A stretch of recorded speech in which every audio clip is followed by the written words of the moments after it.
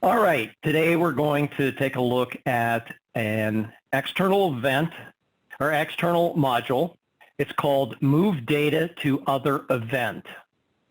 Now, this is a really useful external module if you have a longitudinal project, especially if you're adding a lot of participants and or if you have a number of events. Invariably, you run into a situation where you're entering data into an event, and after you've entered the data, you realize that you accidentally entered your data into the wrong event. And then you're like, well, it depends how big the instrument is that you've messed up.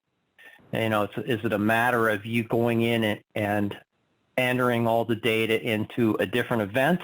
And what if it's a survey?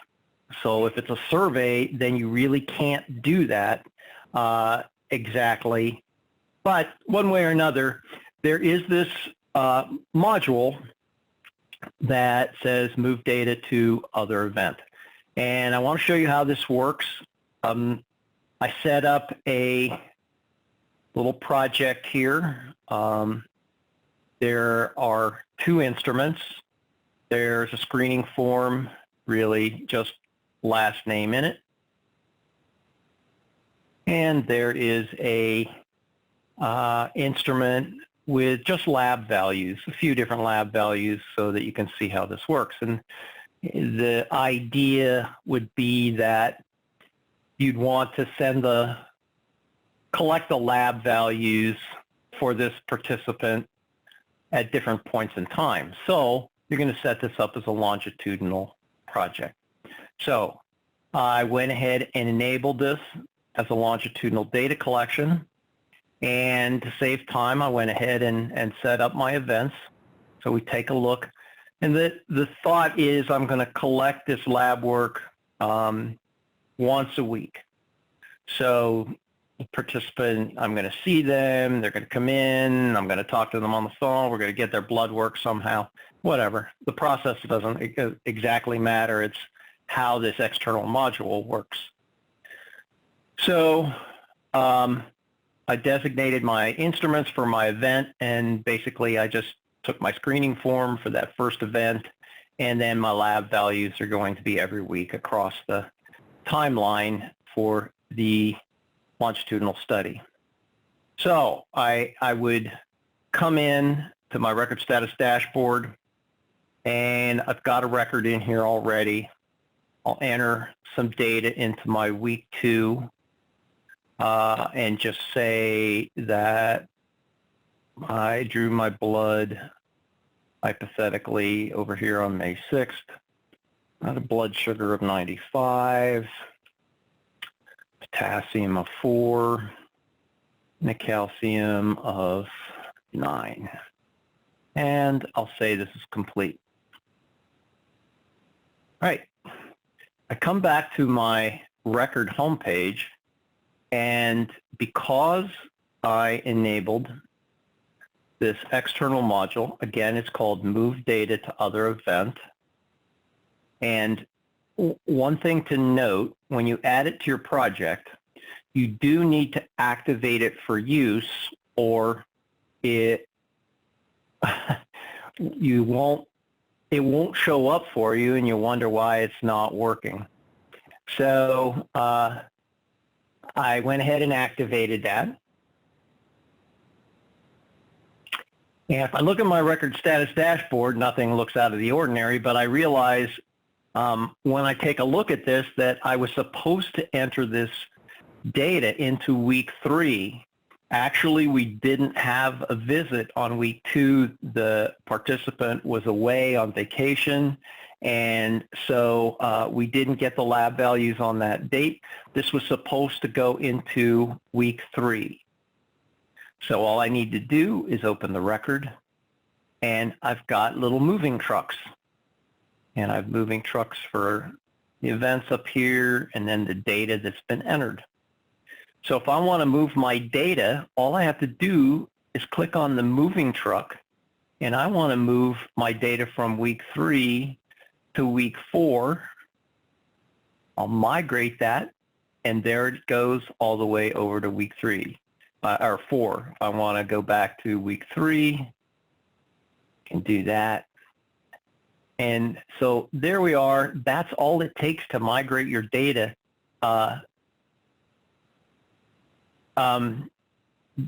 from one event to another. So the question was asked, do you have to activate this for use before you enter any data? And the answer to that is no, you don't have to activate it first. You can activate it after the fact. I know that only because when I started this, I forgot to enable it. I associated the module to the project, but then I forgot to enable it because most external modules don't have this configuration feature to activate it. Usually when you add your module, it's already activated. So I came back in when I saw that the moving trucks weren't there and activated and went back into the record, and then it showed up for me. A reminder, if you need to activate or want to activate a module, you don't have to request them anymore unless it's something you don't see. Probably 95% of the modules we have available are available to you just by clicking on the Enable Module button, and then the list of modules that we have are visible for you, and you can enable them yourself. So, the disclaimer, if you don't see the module you're looking for, make sure it isn't already enabled on your project. I have seen that happen multiple times. Somebody wants to enable a module for their project and they go looking for it and they can't find it. And then they say, oh, well, yeah, the problem was it was already enabled on my project. So there you go. That's the move data to other event module, which I really like. So we've got a couple new people online. I want to check before I move forward and ask if anyone has any questions, any problems with their project, if they would like any support in any way from me and or my team. Go ahead and speak up, or you can use the chat window. Terry, I have a question. And yes. Okay, it's Mary. Hi. Yes, yeah. I am redesigning my REDCap project to make it a lot simpler. And right now I will have to look, but I have like 1, 2, 3, 4, 5, 6, 7, like 7 or 8 different instruments, and I'm trying to collapse it down into 4. So I need to move massive amounts of fields from all these instruments into 1 or 2 different instruments. Are the only ways to do that either manually doing it one by one in each instrument link or using the data dictionary? So I guess my question is there a way internally in REDCap to select multiple fields and them all at once inside of REDCap to a different field or different instrument? Does that make sense? So, and yeah, I want to make sure though, you're talking about architecture, right? You're not talking about data. Correct. Yeah. No, the data needs to stay in the field that it's already in. Yeah. I'm just talking about the actual field. What instrument it's in. And yes. Yeah. So the best way to do that is definitely the data dictionary. Okay. Export it out, because in that case, all you have to do is change the name of the instrument on that one column.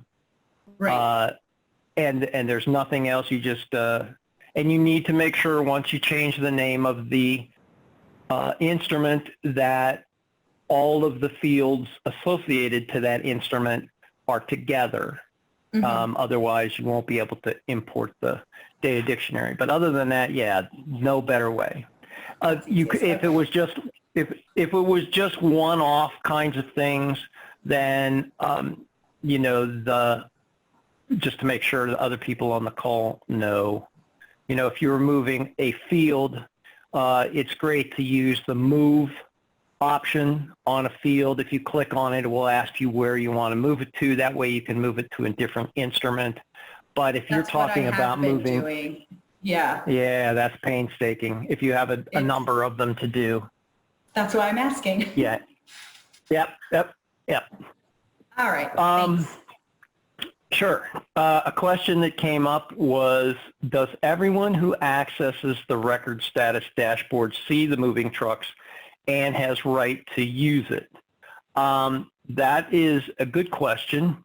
And usually when you configure the modules, there is an option to decide whether somebody needs to have project design permissions on the project in order to be able to use the module. And I pretty much always leave that by default, that it requires that level of permission for there to be project design permission. In this case, this module came with an option, so by default, like the same way I've set up the other ones, it takes project design permissions. However, you have the option of allowing any of your coordinators to use it if that's something that you feel is valuable. So that's up to you. It really is an on or off thing. You can't make it permission based because remember, the external modules sit outside sort of REDCap. They're not part of the core. They're plugins. They've been validated by REDCap, by Vanderbilt and the REDCap team that is responsible for the design and the creation of REDCap. However, they do sit slightly outside and they're not integrated, so they're not part of the permission-based structure. Any permissions would lie within a module itself. So hopefully that answers that question. And just to take a quick look, since it came up, just to make sure people know what I'm talking about. If you haven't, I mean, I don't know everybody's level of access. If you've created your own project and you've seen this, if you've been to the class, you've seen this when I talk about project design permissions. I'm talking about this first one, which represents the ability to modify the architecture of your project. Without that permission, you would not be able to use many of the external modules or associate them. Okay, any questions so far?